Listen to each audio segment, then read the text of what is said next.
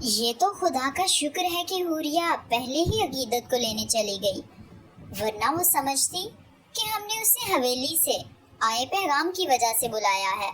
سمرین بیگم نے بہرام شاہ کے کپڑوں کو ہینگ کرتے حلیمہ بیگم سے کہا تو انہوں نے گہری سانس بھر کر سر اس بات میں ہلایا۔ مجھے تو کچھ سمجھ نہیں آ رہی کہ کیا کروں۔ حدائق پلوشوں کو نہیں چھوڑے گا، عقیدت اور حوریہ کبھی شادی کے لیے نہیں مانیں گی۔ میری تو سمجھ سے بالا تر ہے یہ سب کچھ۔ اور بہرام اور بالاج وہ تو قیامت ڈھا دیں گے اگر خان اس حویلی میں آئیں بھی۔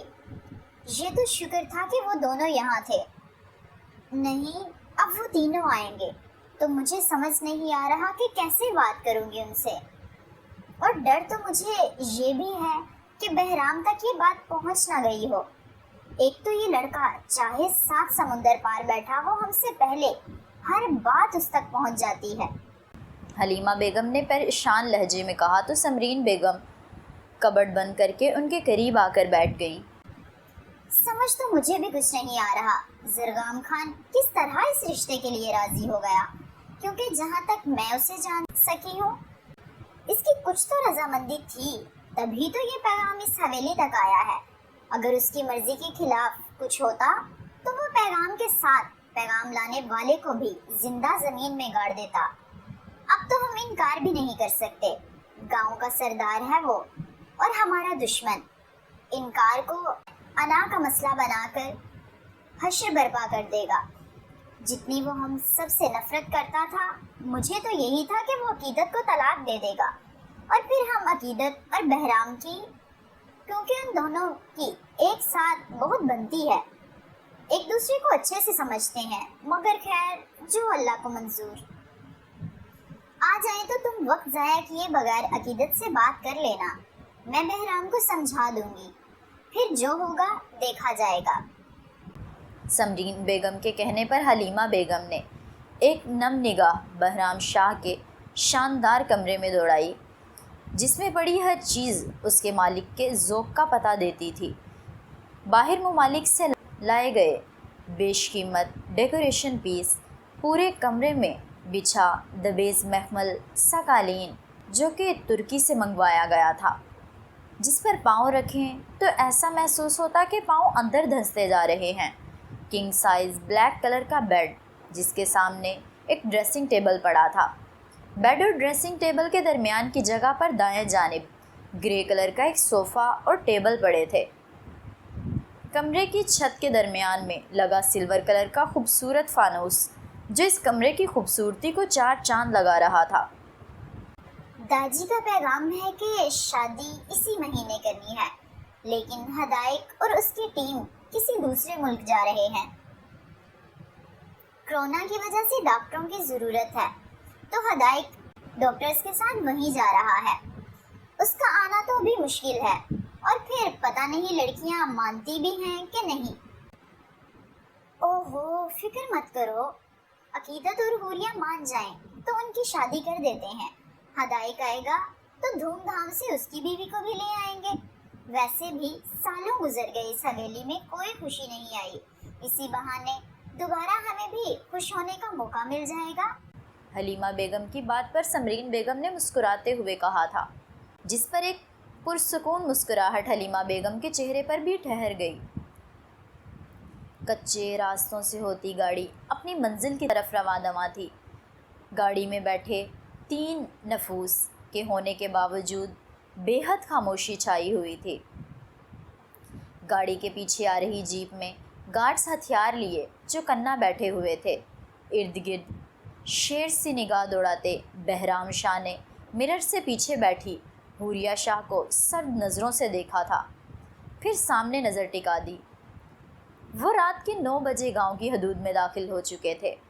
گاؤں میں داخل ہوئے تو گاؤں کے دائیں جانب شاہ حویلی تھی، جبکہ شہر کے رستے کے ختم ہونے پر جہاں سے گاؤں کی حدود شروع ہوتی تھی وہاں بائیں جانب تھوڑا آگے آنے پر خان حویلی شروع ہو جاتی تھی، اور شاہ حویلی تک جانے کے لیے خان حویلی کے آگے سے ہی گزرنا پڑتا تھا۔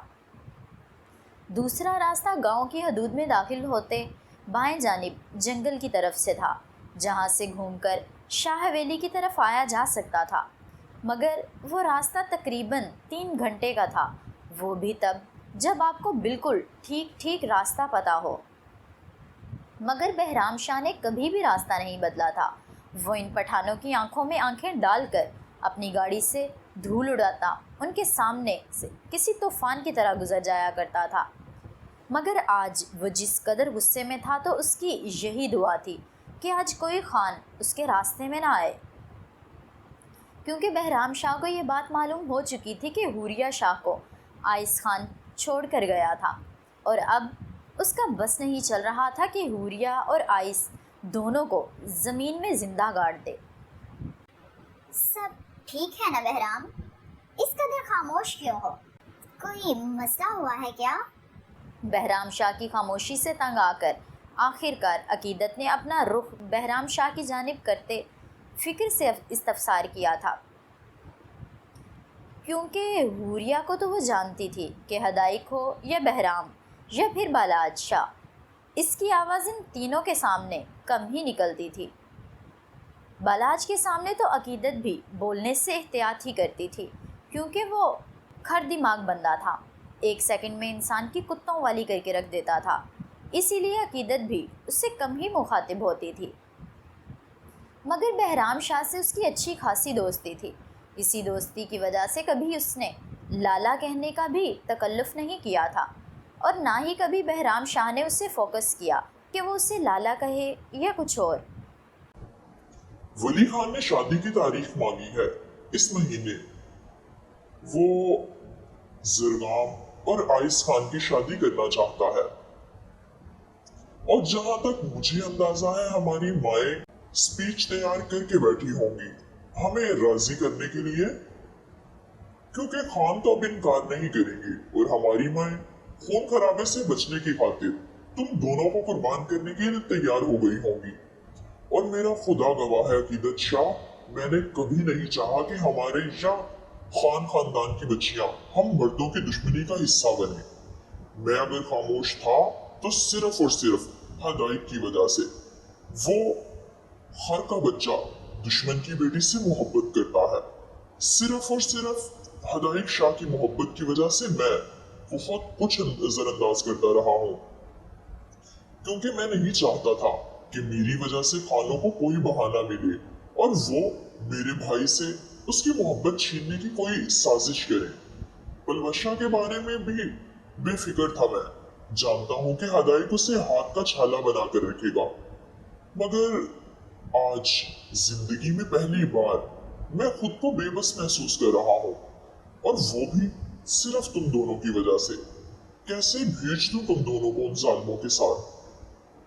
हाथ उठाना तो दूर, बहराम शाह को ये भी मंजूर नहीं कि कोई उसके घर की बच्चियों को लफ्जों की मार भी मारे।